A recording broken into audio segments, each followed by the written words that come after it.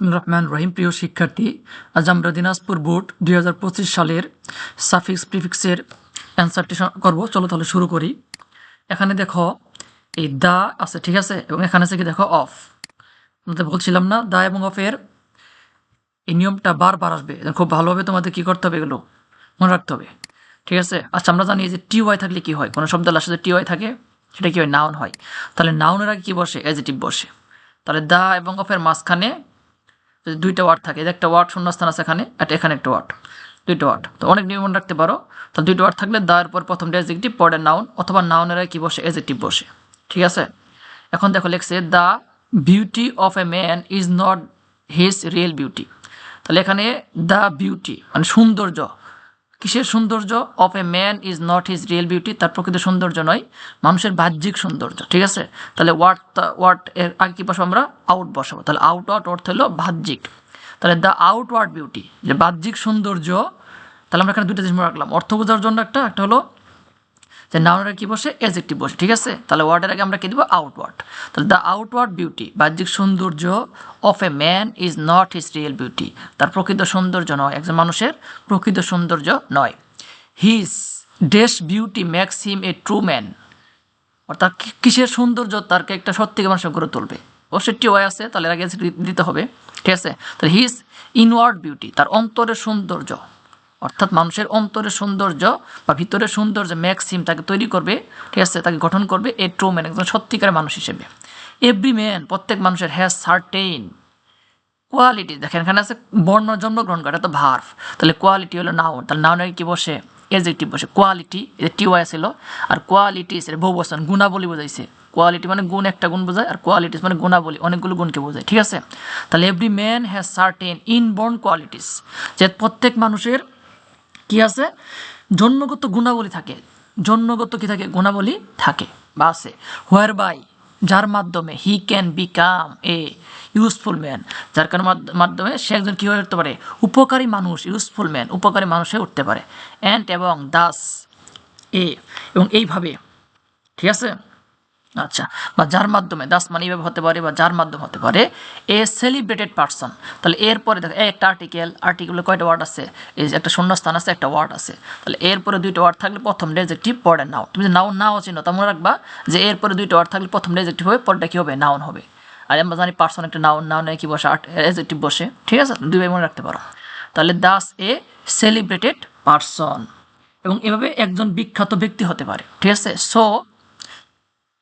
সুতরাং we may say that, আমরা বলতে পারি যে ড্যাশ ভ্যালুস আর মোর, ড্যাশ ভ্যালুস আর এটা হলো ভ্যালুস, ঠিক আছে। তাহলে এখন অবশ্যই একটা সাবজেক্ট দিতে হবে, সাবজেক্টটা কি, ইনার ভ্যালুস, ভ্যালু তো একটা, দুইটা মিলে সাবজেক্ট হবে, ঠিক আছে। এটা হলো নাউন, ভ্যালু একটা নাউন, তাহলে নাউনটা কি বসে, ইনার ভ্যালুস মানে ভিতরের, ঠিক আছে, ভিতরের বা অন্তরের মূল্যভূত, আর মোর ইম্পর্ট্যান্ট দেন আউটার ওয়ান, ঠিক আছে। সেটা হলো কি, যে অন্তরে মূল্যবোধ বাহ্যিক জিনিসের চেয়ে বেশি গুরুত্বপূর্ণ, এটা একটা কম্পারেটিভ ডিগ্রি, ঠিক আছে।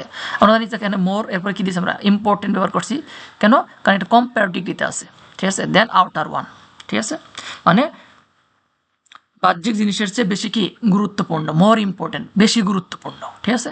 বাট কিন্তু ইট ইজ ভেরি স্যাড, এটা খুবই দুঃখজনক যে উই রিমেইন কেয়ারলেস, এই যে রিমেইন একটা লিঙ্কিং ভার্ব, লিঙ্কিং ভার্বের কি বসে, অ্যাডজেক্টিভ বসে, তাহলে কি হবে, কেয়ারলেস, কেয়ার আসলে কি হবে, কেয়ারলেস।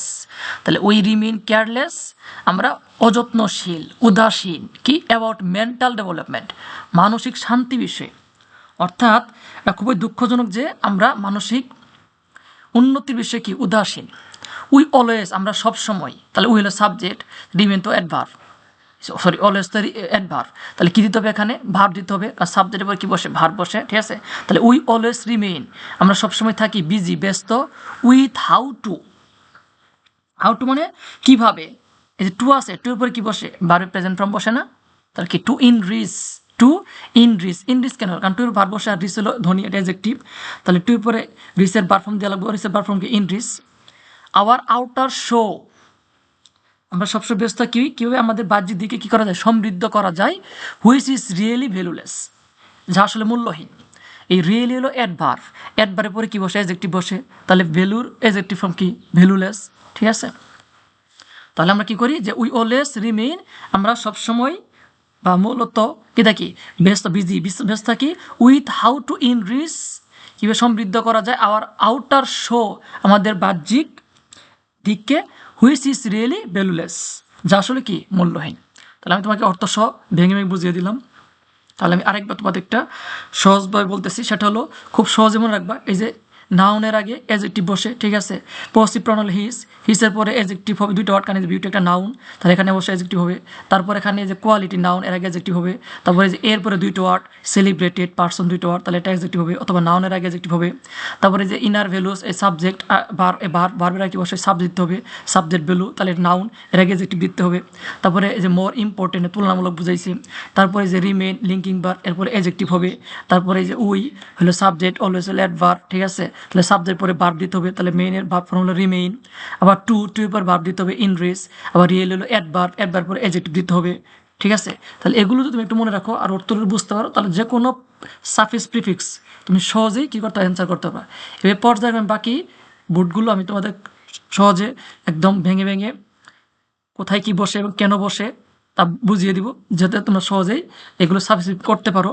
এবং পরবর্তীতে তোমরা এই ধরনের যারা ভিডিও আরও দেখতে চাও তারা চ্যানেলটি সাবস্ক্রাইব করে রাখো, এবং যারা পেজে দেখতেছো তার পেজটি ফলো করে রাখো। খুদা হাফেজ।